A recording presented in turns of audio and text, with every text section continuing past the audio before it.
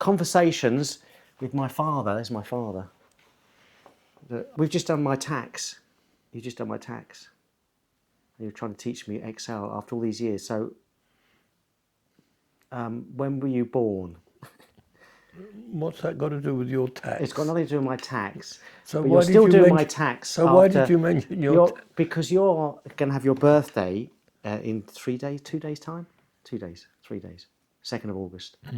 And you're still doing my tax. That was the kind of connection. Well, I haven't been doing it all your life. No, emails just come in. No, but you've been doing it since I've been working, though. You're just checking your email. You've been doing it since I've been working, which is a long time. It is true. So, what year were you born? 1930. Where? I was born in City Road Hospital in London, which was later bombed in the Second World War, but it missed me by 9 years, or at least 9 years. So 1930, you were born. Did you say that? But what? So, did it rebuild? City Hospital's still there though, or was it? No, it was bombed. It was properly. But I thought you were born in Southend-on-Sea. No, my parents were living in Southend-on-Sea. They had been living in Southend since 1919. Your parents were since 1919. Oh, that makes sense. Yeah. And they moved there. I think prior to that they were living in Sydenham, but they moved to Southend because property was cheap and there was a good rail service from Southend to Fenchurch Street. So, but okay. So, where were your parents from? My parents were both born in the UK. I didn't know that. I thought they were. So, okay, go on. Where were they born? I have no idea where they were born. Right. There's something we've still got to look up. Seriously? But my grandparents weren't born here. Okay, so you're both sets? As far as I know, both sets. But do you know where they're from? I know where my father's parents came from. They came from Poland, which was occupied at that time by Russia. Dad was from Poland, but you don't know where in Poland? No. But we did try. My parents weren't from Poland, my grandparents. Grandparents, yeah, but your dad's side, both, and what about your mum's side? Well, I'm not quite sure about my mum's side because we know nothing at all Actually, about my grandfather. You. My grandmother, as far as we can tell, had 2 children in the United Kingdom. That's my mother and her brother. Yeah. And the youngest one was born in America. So we don't know really anything about that side of the family. Much about that side. But you don't even know where your mum's mum came from. No. Russia, but Russia. We think so, yeah. But your mum never said anything. No. Why? I don't know. They never talked about it. And in fact, at some point in her life, my grandmother must have been living with another man called Mr. Morris, because we've got pictures of her and Mr. Morris, and then half pictures of her where Mr. Morris has been turned off. So that was then. So you don't know your granddad then, on your mum's side? Nothing? No, I don't know the grandparents I don't know my father's grandparents at all. Neither of them really spoke about it? No. Well, my father actually did write up his life story. Have you got that? Yes. Oh, right. You can read it if you... But you also... Did they change their name as well? Because you're Lewis. I'm not Best. I'm Best for you people, but I'm... Well, as far as we know from the census report they were known as Lewis in the census of 1920 something. As Lewis. As Lewis. But when they came over from Poland or Russia, it wasn't Lewis. It was changed. Well, it might have been, yes. But you don't know. No. Was it Mum that was born in Southend? No, Mum wasn't born in Southend. Not your mum, my mum. Your Oh wife. no, your mum was born in Nottingham. But she came to Southend. Her parents came to Southend. Yeah. So, I see. So I always thought you were born in Southend. No. So you're. Neither of us were born in Southend. Neither of your parents were born in Southend. Oh wait, but you lived in Southend until you. I lived in Southend from the time I was born until the time I was evacuated. In 1940. And went where? Where were you evacuated to? Well, initially we ended up in a place called Swadlincote, which is in Staffordshire, and we then were reallocated, but the school lost myself and one other Jewish boy, and we ended up in a place on a farm in Dalby and Lees in Derbyshire. But Just the two of us. Why? Because they lost us. They- Somehow we got mislaid by the school. Did you actually start there, or you didn't even get there? No, we started in a cinema in Swadlincote, where everybody arrived. Right. So we all walked up the hill to the cinema, I think it was called the Majestic, where we had orange juice, and there were crowds of people on both sides of the road watching us as we walked up the road. I think it was quite a warm day. And then people were allocated, and whether we were just two people left over at the end, and we ended up on this farm, which was great. Just the two of you? Two of us. Yeah. Did It so happened that we were both Jewish. Did you have contact with your parents while you were evacuated? Well, my mother came away with the school as a helper. Right. And she first of all started off in Woodville, which is where I eventually turned up.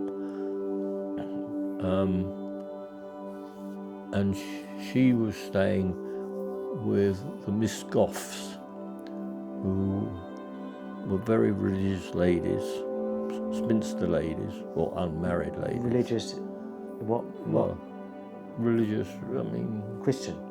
Yeah, that's what I mean. Yeah, who lived next to the Conservative Club, which is eventually, where we went to school. So your mum did your mum come with you while you were being evacuated, or she went back? She was on the same train. But so she stayed with you? Not all the time I was evacuated. Right. She eventually went from there, and I don't know why she went from there, but she went from there to Leicester. To meet Mr. Morris? No. Hang on, I'm confused. So your dad stayed in... My dad stayed in London. So you hadn't moved to Southend by then? Oh, who hadn't? Your dad, I thought your dad and mum were in Southend. Yes, but... 1919? 1919. So what was he doing in London then? Because he worked in London. But he didn't live... So he stayed in Southend, you mean, and carried on working? No, you see... You're interviewing me so illogically. No, there's no logic to what the way we're going about it.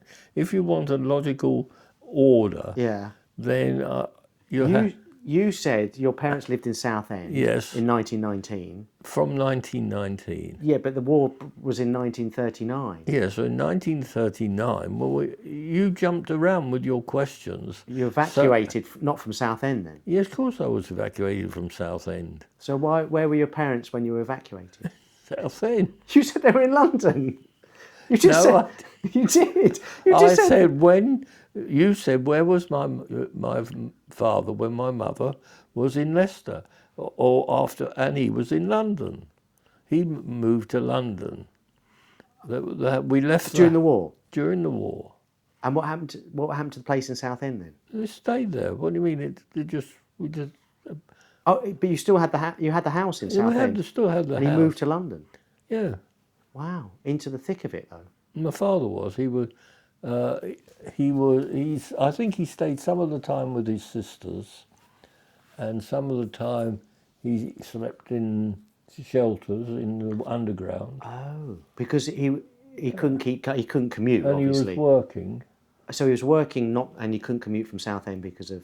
Well, it would have been. It was awkward. I mean, So when your mum wasn't with you or in Leicester, did she go back to London or back to Southend? she was in Leicester till pretty well at the end of the war with my sister.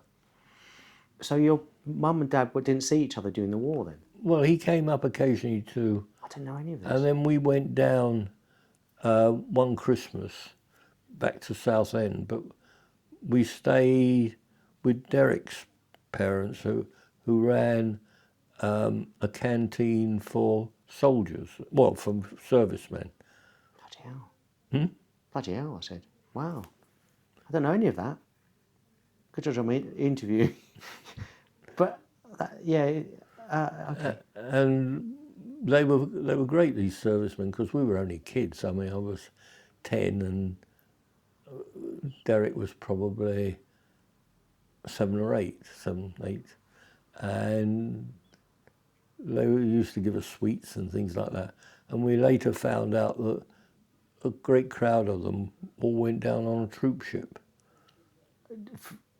Yeah. Really? They were service, they were in the army? Yeah. Jeez. Well, so in all The Navy. Mm. Bloody hell. So would you say you were affected by the war? I think so, yes.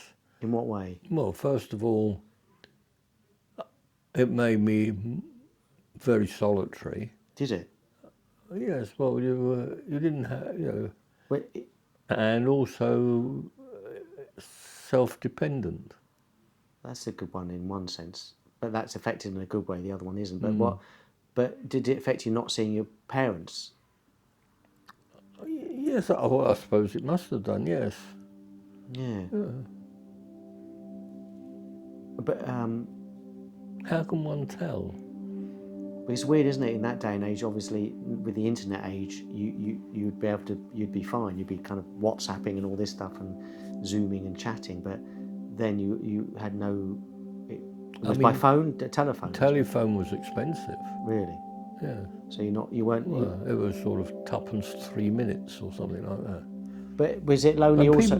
people, not a lot of people. Not everybody had telephones. No, but also, was it lonely? Did you just stay with one other person, or did you get more people there in the end? No, well, I mean, when the school eventually found us, the person I was with, he disappeared, so I presume his parents found him and took him off home or somewhere. Right. I ended up in the village hall in Woodville, and again, myself and another Jewish boy called Ivor Gramelow were the last two left. And this lady, grey hair and a bun, the back of her head, and Best place for it. a glass Bun in the back of her head rather than the front of her head. I mean, yeah. she could have had it on the top of her head. That's true, actually. Yeah. And a glass eye, one glass eye, collected us. She looked a bit like a witch, and she collected us and took us back to her place in Bank Chambers in Woodville. And she had a husband who had been gassed during the war, First World War. Jeez. And wasn't working. And they had one daughter called Audrey May Hudson, was her name, Hudson. And she was a pupil at Ashby Grammar School, which was between, Woodville was between Ashby, de la Zouche and Burton-on-Trent. And Did you go to that school? no,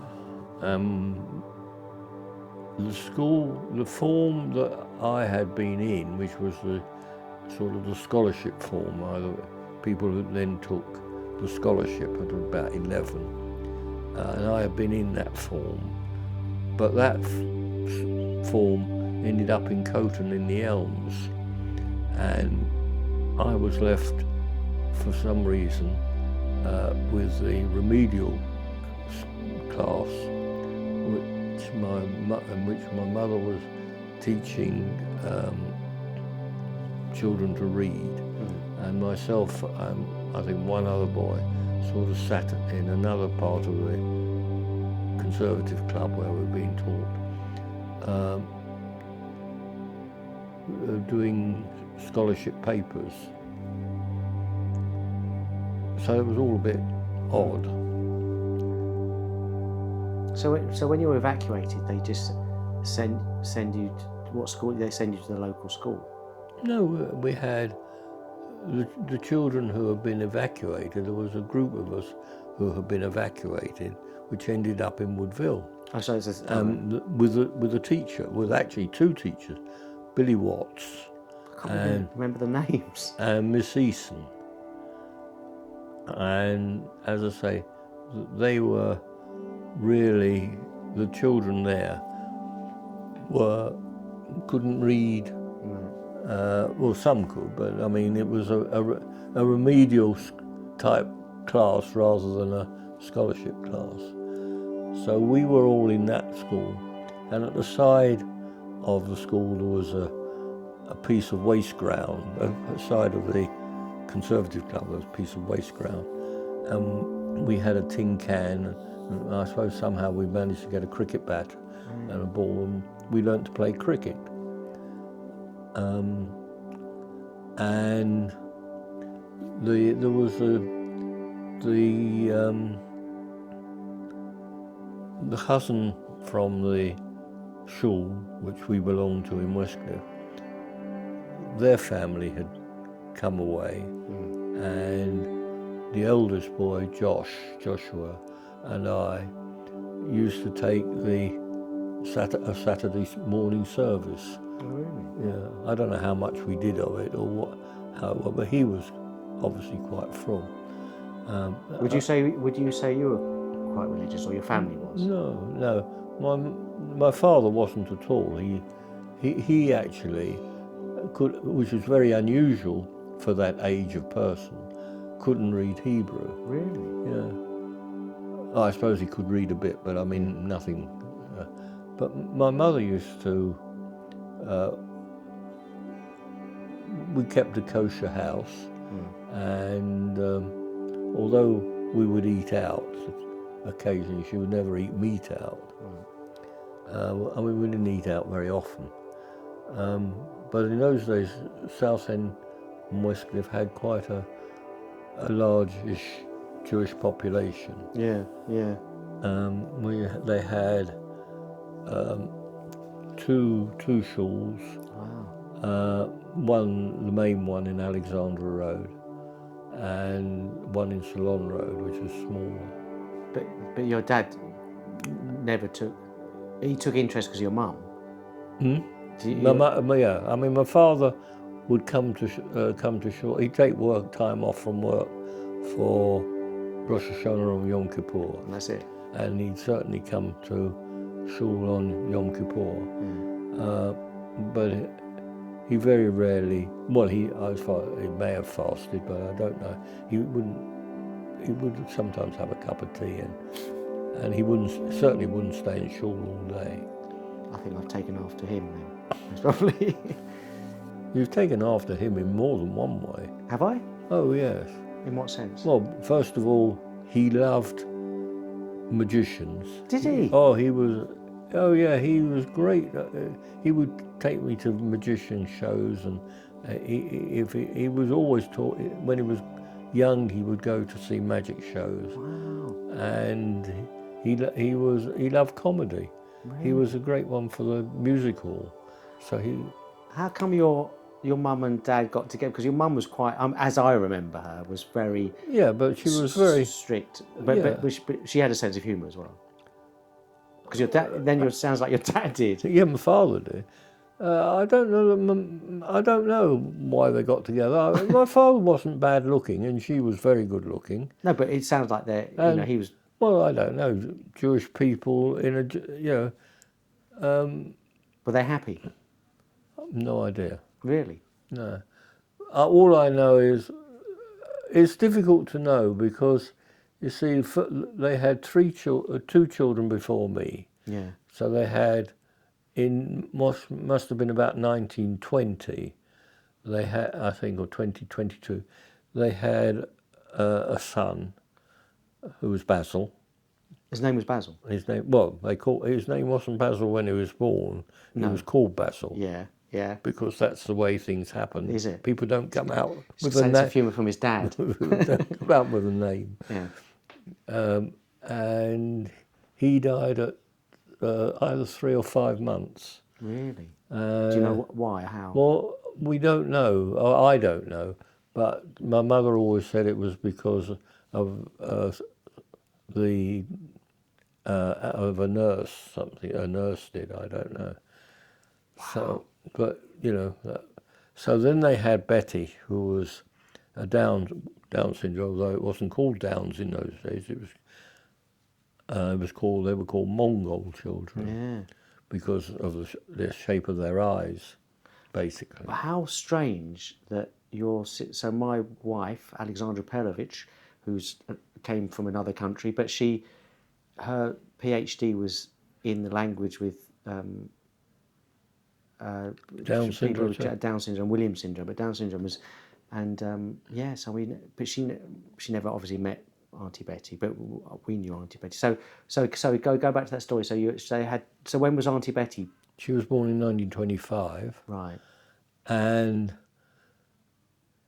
Mother devoted herself to making sure that she should have the best education, and she taught her to read, and she worked on her. So I'm not sure how the effect of that on their relationship, because I didn't come along until 1930, which the doctor had said that in fact if they had another child, they should have another child, and it was very unlikely that it would be Down's. So my mother was 40-something when I was born. Oh, really? Which is very late in those days. Yeah. So. And they never slept together, as far as I can remember. They never slept in the same room. Seriously? Yeah. After you were born, or? Well, I don't know what happened before I was born. Yeah. I can only remember during my lifetime that my mother slept in the front room, my father and I slept in the back room. Oh, really? And Betty, when she was at home, slept in the box room. So how old was Auntie Betty when she left the house? Because I remember visiting her in. Oh, in Ockenden. Yeah. Oh, that was much later on. So she was living at when I first. When she first was initially, my mother put her into the same school that I went to, primary school. Mm. But in those days, the parents didn't understand. Yeah. And they kicked up a fuss. They didn't want this child in there. So she went to a private school in the next road to us. And she was there for a time. My mother was really worked on her. That's amazing in that day and age of someone being committed to helping someone, because a lot of people, I'm sure, would abandon someone like that. And in fact, Betty was considered to be quite high functioning. She was. I mean, she had quite a good memory. I mean, she loved the cinema, which my mother did, and she knew could remember who was in what films and what the film was about. Yeah. And she could read and she could write. Yeah. She couldn't do maths. Anything to do with figures was completely beyond her. Yeah. So then they then found her a private school in St Leonard's, which is near Hastings, and she was there for right up to the beginning of the war. And then when the war she came back, and presumably that's why my mother ended up in Leicester, because she came away with us. And then when Mother went to Leicester, she was there all that time. With Betty? Oh yeah, with Betty. Oh, that's why. Then, I'm sure. You were saying you. Well, I don't know why she went to Leicester. I mean, Right. I don't know. I'm not sure of what was the lead that took her to Leicester. I don't know who she knew, but she made some very good friends in Leicester, and so did I. You went to Leicester University then? Yeah, but I mean, well before that. Oh, really? Because I used to go over to Leicester in the school holidays. During the war? During the war. Yeah. By bus. Bloody hell. And at that time, they had Midland Red buses, that was the name of the company, and Bartons. Bartons was more like a coach, but the Midland Red buses were single-decker and rumbled along, but they were all over the place, Midland Red.